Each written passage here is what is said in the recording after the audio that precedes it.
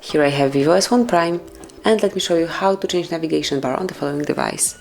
So as you can see, currently we do have the button navigation. Here you've got home button, recent items button, and back button over here. If you would like to change it, you need to open the settings, then enter the navigation and search area, and select gesture navigation bar,